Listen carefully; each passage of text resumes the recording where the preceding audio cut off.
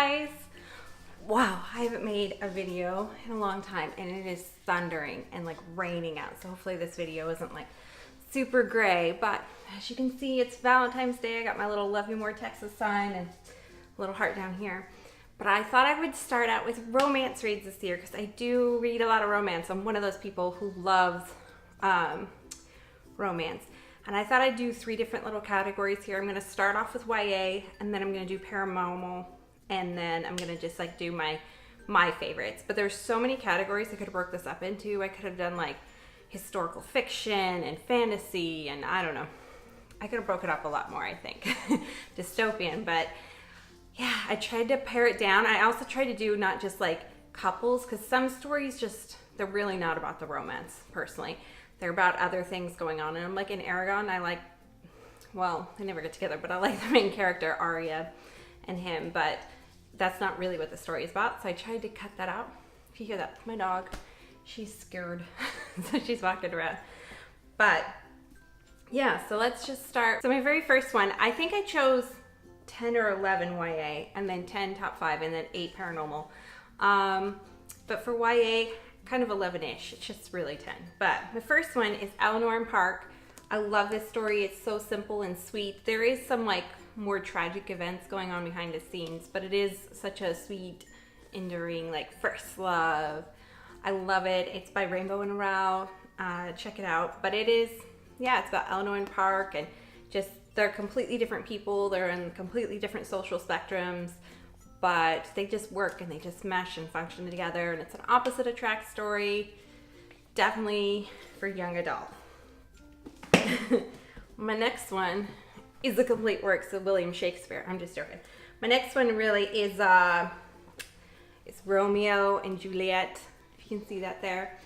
First off, let me just say about Romeo and Juliet, I know it gets like a lot of crud because it's just, they're so young, right? They're 14 and 15 or something, or 13, I don't know. They're so young, and they just jump into it so quickly, and it's so fast. But if you read how he wrote about love in it, and if you read the story through, it'll make you cry still. It just, there's a reason why it's a favorite. There's a reason why it's a classic. It's just written so well about love and first loves, and it's so sad. I cry every time I read it, but it's a good one. It is a good one, even though it's almost unpractical in today's world. The next one is The Hunger Games. This one was one of those ones where I was kind of wishy-washy to put it in, but I love Peeta and Katniss Everdeen. I love them. I love them so much. They're such a good couple. I love them in the first novel. I love them through the whole series. They're just good. And right away, I was a huge Peeta fan, like huge. So yeah, The Hunger Games. If you haven't read it in YA, which you probably all have. The next one is a historical romance for YA, and it is The Lux by Anna Gobertson. I love these books. I've read a lot of YA books, and I was like, oh, that was okay, oh, that was okay. But these ones I absolutely love. These are set in like the turn of the century, I believe. Yeah, 1899. They're beautiful. They're well researched and written. I really, really love these books. The next one by Lauren Oliver, I couldn't decide because Pandemonium is such a classic YA teen romance read. And this one's quite sad. It's about a girl, but I love like the main character. Like I love the main character and the boy she ends up liking in the end before she dies. I love their story the best out of all the ones she's written. And I just read, what did I read? The duology she put out. I don't remember what they're called. But I read those, and I love those stories, but the romance, for me, it wasn't as cute and as sweet as this one. So yeah, I really like this one, Before I Fall. And which she always kind of does a little bit of romance, at least, in every single one she does. So I love Lauren Oliver.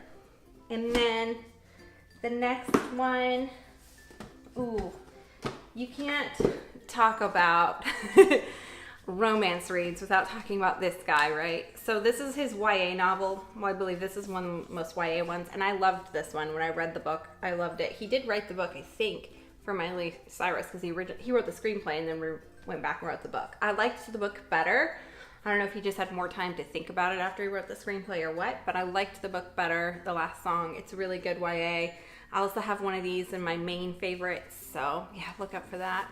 And if there's like a teen favorite that, you know, Twilight, something like that, that one's gonna be Tomorrow in Paranormal. It didn't make the cut for this one because I didn't want to like double the books, double the romances. Let's see. The next one, of course, you can't talk about YA romance without talking about John Green. He isn't my favorite author, actually, but I did love The Fault in Our Stars, just like everyone else. It's a really good story. It's a really good story about hardships that are thrown your way in life, and the main couple is just so endearingly sweet and cute, and definitely a first love story here, but I love it. This one I recommend a lot too. And then the next one, we're getting down to the end, is Ashfall. This one is definitely an adventure book. It's about Alex and what was the girl's name? Darla. It's about Alex and Darla, and it is definitely a male's perspective adventure book. But the main romance is a huge part of the story. It's a very big part of the last one in the series. This is one of my favorite teen adventure books like I've ever read. And it's written so well and so simply. It's definitely YA, even tween, well, it's a little bit risque. Yeah, definitely YA, new adult section. They're so easy to read. Out of all these books, most of these books are incredibly popular romance. Hi, Tinkerbell. Most of these books are incredibly popular romance, but I don't hear a lot about Ashfall. And yeah, maybe it's because some years ago it came out, like 2011-ish. But it's really done well, and I like this book a lot. And it's about, actually it's about like, I guess it's a dystopian if the Yellowstone volcano erupted and like kind of everything was leveled and most people were dead, and just kind of what happens in the middle of disaster. Okay. And then my last three books, I would say, are all iffy. So books 8, 9, 10, and 11 are a little more iffy. They're not my absolute favorites, but I think about them. I remember their characters. I loved their stories when I read YA. There's a lot of YA romance reads I don't like, but these ones I still really do love. So one of them is by Ben Sherwood, and it's Charlie St. Cloud. They made this into a movie. The movie's a lot like the book. So, like with The Last Song, the book is better than the movie. This one kind of isn't the case. It's about the same good as the book. I'm going to be honest with you on that one. The next one is Brooklyn, and it's the same story too. This one was turned into a book, and it's Brooklyn by Colm Toibin. And the movie is just as good as the book again on this one. It's a really good story though. It's so sweet, and it's about a girl from Ireland who immigrates here, and she meets a young Italian boy, and kind of Irish and Italians don't really intermix, but she ends up marrying a young Italian boy, or becoming engaged to him basically. So it's just about their love story, about her struggles of like a first like serious love, I guess you would say, and just like kind of standing on her own in New York City by herself.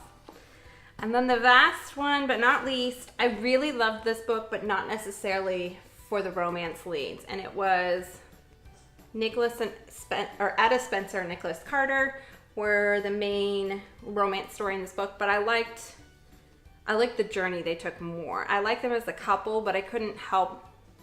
I love this book as a YA read, but I couldn't help put it in not romance, because it is like a huge part of it is the romance. And they're both time travelers, if I remember right. Yeah.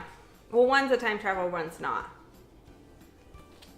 So, yeah, I heard the second one of this wasn't very good, so I never picked it up and read it. But I really did enjoy Passenger, and it is a good YA romance. So if you're excited about the romance series I'm doing, please subscribe below. I'm also doing Paranormal, which does have a bunch of YA in it, and then I'm also doing my main favorite romance books. Some of them might be YA. Most of them aren't duplicates, so I guess my main ones aren't necessarily all YA. But YA is a huge section for romance, because I think that's a really big thing. When you're a teen, you can't really focus because of all those hormones and stuff, so I think romance is a huge thing in YA, and then it kind of moves out of it. There's also steamy reads, which I did not do this year, but I definitely could do. I think I put one kind of saucier read. Yeah, I definitely did, in Paranormal. So there's one of those to be looking out for. But yeah, hope you enjoyed the video, and I'll see you tomorrow. Bye.